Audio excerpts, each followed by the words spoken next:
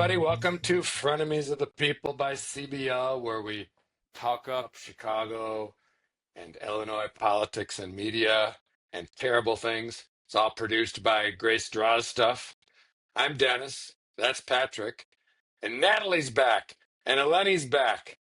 And you'll be glad to know that while you were gone, Natalie and Eleni, they're still terrible.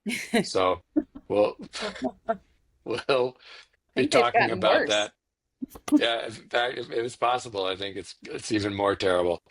Mhm. Although the good news, Eleni, is that you have fans out there, including Pam from Northfield. So we'll see if she's happy that it's not just the two most boring white men to interview each other since Perry Como interviewed Al Gore. So anyway, let's start with the big news in Chicago, which is that 40 Texas House Democrats have fled to Illinois to deny Republicans a quorum needed to approve new maps that would expand the state's Republican congressional majority ahead of next year's midterm elections. And this is according to our friends over at the Chicago Sun-Times. And the good news for these 40 Texas House Democrats is they are being welcomed by the open and comforting arms of Illinois Governor J.B. Pritzker. So, Natalie, Eleni, I warned you things were getting more terrible. What do you think of that? It's ironic, and I think Eleni can probably speak to this even more acutely than I can. But the irony of the Illinois map that was redrawn to, highly favor the Democratic Party. It's the flip of what's happened in Texas. Though they're now arguing, they being the Dems here in Illinois, well, we did it the right way. We did it according to the census. But I think it just shows you the imbalance of power isn't necessarily always a good thing. So, but I'm sure Governor Pritzker is happy to have these fine Texans here with us in Chicago and DuPage County, in fact, Patrick's home base, to help him maintain a spot on the national circuit. I believe he's going to be on Colbert later this week. One of you shared. So, Well, as someone who was part of the last redistricting fight, I think that it is beyond hilarious, more than anything else, to watch the roles reverse and suddenly revisionist history or the ignore ignorance of history at the end of the day. But at the same time, it's not surprising, and I think it's the smart move for the Illinois Democrats to be capitalizing on this. I can say that in this minority party, we got some of the best press and media coverage that we ever had as the minority party in Illinois on redistricting. And that topic continues to be a very, very well tracked topic, where that is one of some places where the Republican Party in Illinois has a leg to stand on, and a valid argument to make with some of these issues that we're dealing with here nationwide. In fact, according to the Tribune's Rick Pearson and Jeremy Gorner, the Senate Republican leader, John Curran, called the governor's move the height of hypocrisy since the Democratic governor has supported independent map making and pledged to veto a gerrymandered map. And he called the current Illinois congressional map shameless in its attempt to remove choices from voters. Patrick, California, on the other side of the political divide, is also attempting to redistrict to add more Democrat seats in order to counter what Governor Abbott is doing in Texas. It's truly remarkable that anyone with a brain would think that the American people don't realize that these districts across the country are terrible. That's why we're so polarized. For the Democrats to flee and go to one of the handful of states where more than half of their members come from in the House.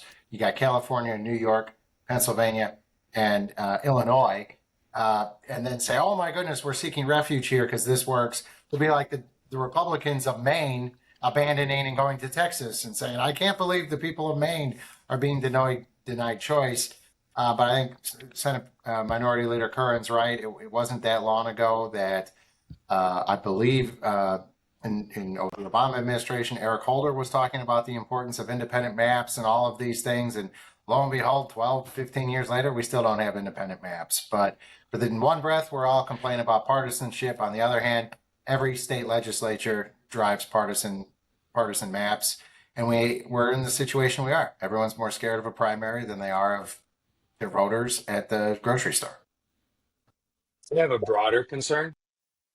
What if more legislators start to flee to Illinois and we don't have any place to put them? Will they sleep on the floor of police stations? Will we have to create tent cities for No. legislators from out of state?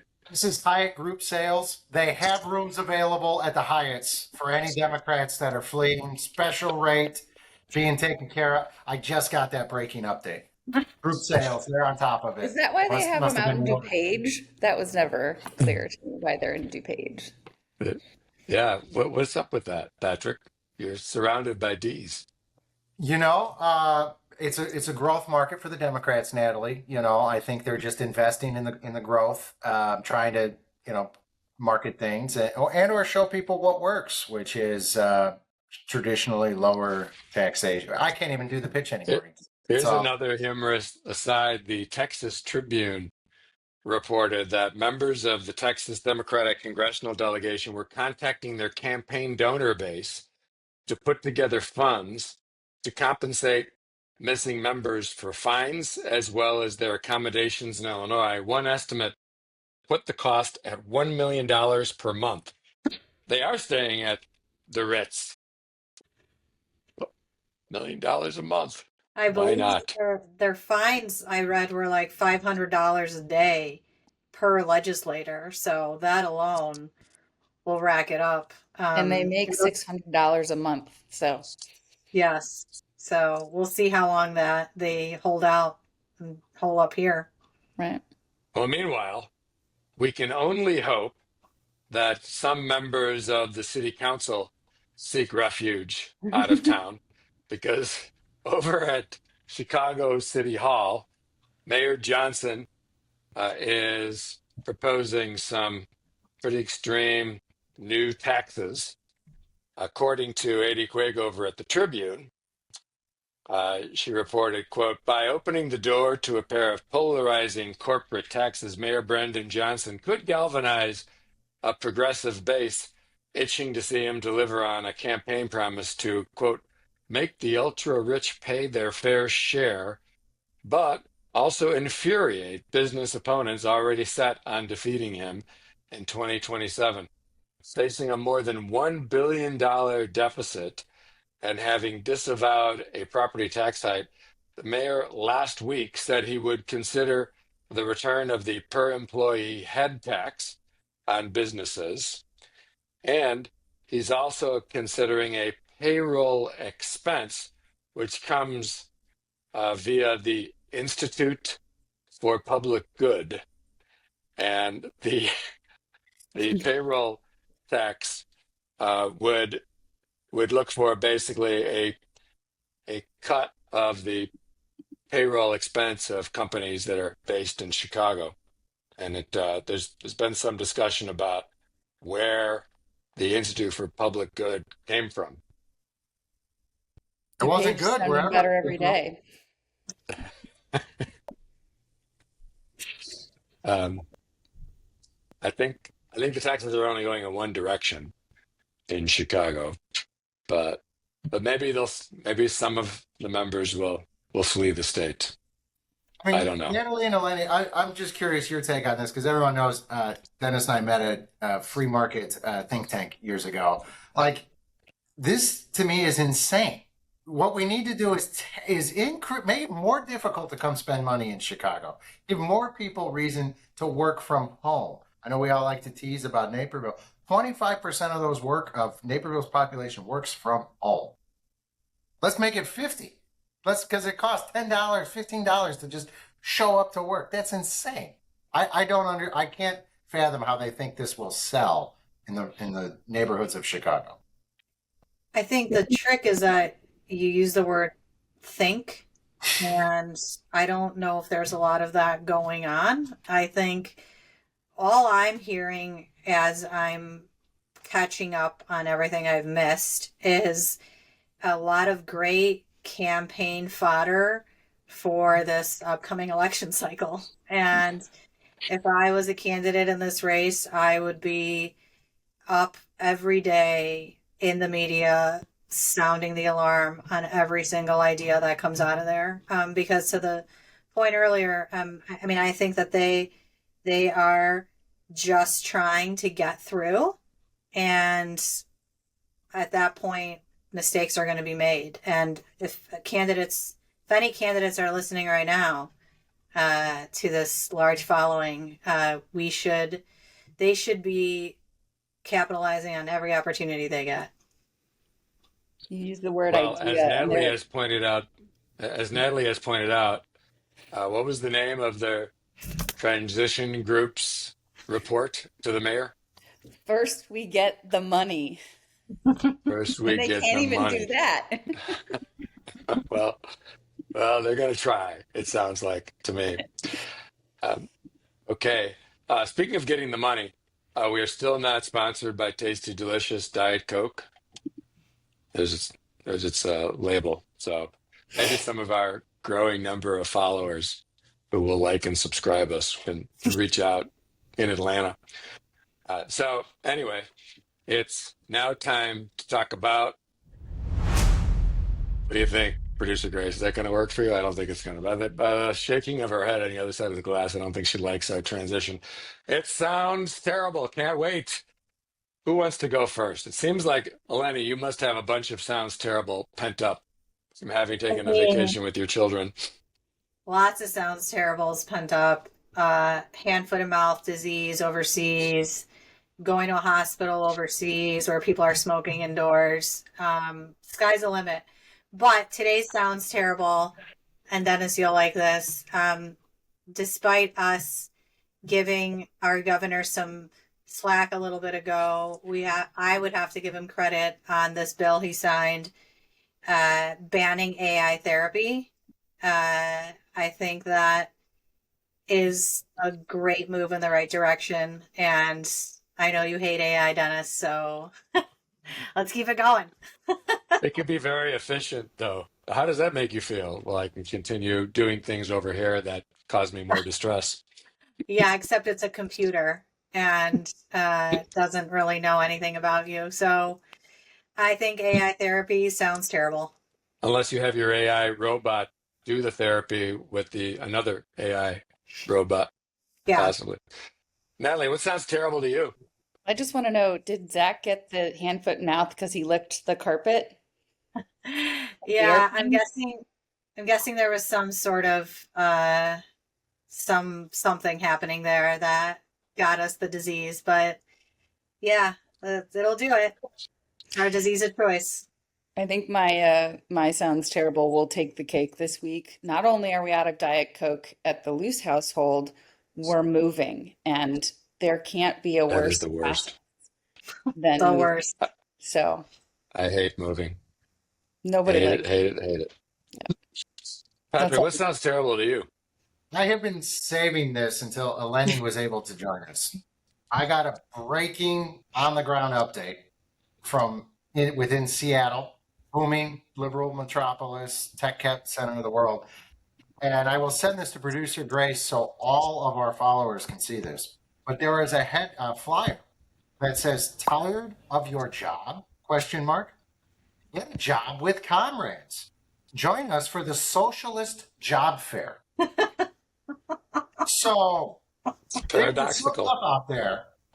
People just struggling to get by. The socialists are feeling that in Donald Trump's economy, they have to get organized and get a job fair going. And, It's just tough out there for people. And when are we going to wake up and realize that, America? Even a Wake socialist up. needs a job. I'm Even a assuming socialist Get needs a the job. money. I'm assuming CBL is going to have a table set up there at the job fair, right? You're heading it. Well, my sounds terrible, and there's a little bit of setup involved, and producer Grace might eventually relate to this. So while Eleni and Natalie were gone, the Illinois Department of Public Health reported that the West Nile virus has once again been detected in Illinois. There have been a few cases. This has been happening in Illinois since 2001. But if you thought we were going to escape the cases this year, you were wrong. So, a couple things about the West Nile virus. It's most commonly spread through mosquitoes. The symptoms include fever, headache, body aches, vomiting, diarrhea, or rash. All of that sounds terrible. I mean, we can stipulate to that. There are no vaccines, not that we believe in vaccines anymore, to prevent or treat the West Nile virus. And my mother, God rest her soul, used to call it the West Niles virus. I went to high school in the west side of Niles at the Notre Dame High School for boys, which is really should have been the Notre Dame High School for men. And God rest her soul, the West Niles virus was very scary to me because I've just figured maybe it's just something in proximity to Niles, you're going to get bit by these mosquitoes, and that's a lot closer to home. And the other thing about Niles is that it's the home of boobies.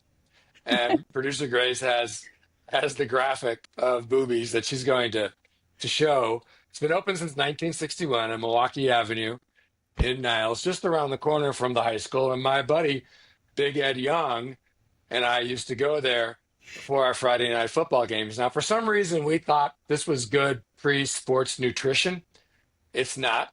They do have a tasty, delicious steak sandwich, but it's the sort of sandwich that maybe you get a chance to taste twice. And the other thing is that Big Ed used to think that the way to get psyched for the game is to take Booby's forks and bend them in half. And that sounds terrible for boobies. It sounds terrible for the fork. And it sounds terrible for the opponents that he would see later on. And he would try to bend them like a Booby's fork. So all of that sounds terrible. And I just hope we can get through this summer in one piece. So look, if it sounds terrible, it's Frenemies of the People. Still not sponsored by Diet Coke or by Wally's or by Boobies. I don't think they're going to sponsor us after this. But thank you all for putting up with us, and we'll see you soon.